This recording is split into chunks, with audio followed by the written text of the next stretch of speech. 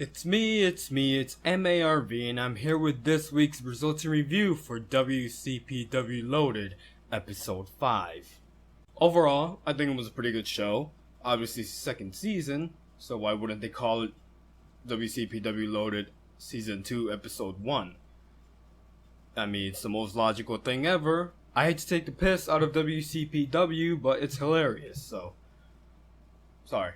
Anyways, on to the show.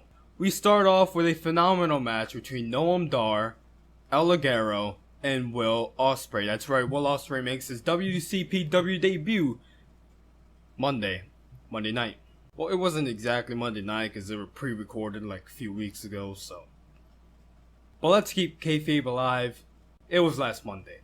Anyways, Noam Dar, you guys know him. El Ligero, you guys know him. Will Ospreay, I'm sure as hell you guys know him. Noam Dar had a great match with Jay Lethal, as did El Ligero. We know Will Ospreay in his match with Ricochet over in New Japan Pro Wrestling, so we know this will already be an amazing match. Three very talented men, they gave it all in the ring. They gave it all for us, for our entertainment, our free entertainment, and it was bloody damn good. It was really f***ing good. Will Ospreay ended up coming out victorious after hitting his finisher on Noam Dar. El Ligero was unable to break up the pin as he was taken out by Noam Dar a little bit earlier. There was a lot of flippy shit going on, so really it was pretty hard to keep track of who's getting the upper hand, but in the end it was Will Ospreay, as I said earlier, who got the upper hand. Will Ospreay comes out victorious. That does not take away the fact that it was a great match. Great action. I love it. Up next, Joe Hendry versus Alex Gracie from Prospect. So, before the match started backstage, Joe Hendry and Joseph Connors had a little confrontation with each other. Joseph Connors felt like Joe Hendry was hogging up with the spotlight, even though they were a tag team. Joe Hendry obviously disagreed. He said the spotlight needs to be more on Joe Hendry to keep it more 50-50. Joseph Connors got mad, so he told Joe Hendry he was on his own for the match. So Alex Gracie, who was accompanied by James R. Kennedy, Drake, and the other Prospect guy, I don't know his name. Joe Hendry ended up coming out on top after hitting a fallaway slam on Alex Gracie, but after the match ended, Prospect all got in the ring. They started attacking Joe Hendry. Joseph Connors came to Joe Hendry's aid, and Joseph Connors and Joe Hendry were left standing tall over Prospect. You know, because Prospect ran away. Joe Hendry decided to give Joseph Connors the spotlight. He went backstage, let Joseph Connors get the interview.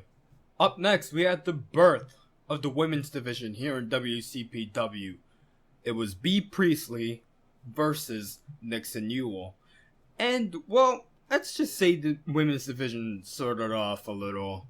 well, it was a little rubbish, to be honest. The match itself, it was pretty good. We got to know Bea Priestley. She's the arrogant, ignorant, heel. While Nixon Newell is a happy babyface who everyone loves. They both had a decent match, but the ending was kind of meh. Well, I guess Nixon Newell was going for the Canadian Destroyer, but I guess someone botched it. It was just a huge mess. I think Bea Priestley landed on her head, which is pretty disturbing. I hope she's okay. Hopefully everyone is fine, but Nixon Newell ended up coming up on top. Nixon Newell gains the first ever win for the women's division in WCPW. Up next, we had Slater and Moss versus Prospect. So like I said earlier in the night, Alex Gracie from Prospect had a match with Joe Hendry. Sorry, that was my phone. Slater and Moss. Boy, who the hell did WCPW just sign? So obviously Slater was chill. Can't say the same thing about Moss. He was an absolute monster. I'm pretty sure he can just kick everyone's ass whenever he wanted to. And as Adam Blompier said, who the hell did they just sign? What the f*** are they getting into now? Anyway, Slater and Moss ended up victorious. Prospect is having a horrible night. Terrible, terrible night. And then finally, the main event. Aaron Stevens, formerly known as Damian Sandow, goes up against Doug Williams. Winner gets a championship match against Big Damo for the WCPW World Championship. It was a pretty decent match, but there was a really bad botch here, where Doug Williams, I guess he was supposed to leap off the ropes, he kind of tripped, he landed right on his neck, and it was so disturbing to see. I really hope he's okay, but I do have the utmost respect for Doug Williams for continuing the match. It shows his toughness. He may not be the most likable guy, but you gotta respect him because of his toughness. He did not give up. He didn't stop the match. No, he kept on going, putting over Aaron Stevens, formerly known as Damien Sandow. Aaron Stevens wins. He ends up getting a match against Big Damo in 2 weeks. So as Aaron Stevens was celebrating, Adam Blampied came out.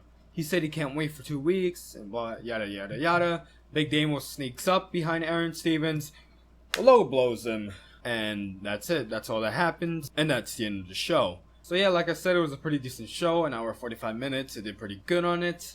Let me know what you guys thought of WCPW Loaded Episode 5. Tell me in the comments below. Also, you can follow me on Twitter here. Right there, right in front of my face. You can follow me on Twitter, that's my Twitter @ and my Instagram @. Any support such as liking, sharing, and subscribing is greatly appreciated. Thank you guys for watching. I'll see you next time. Monday Night Raw results review coming out later today. I'll see you next time. Peace.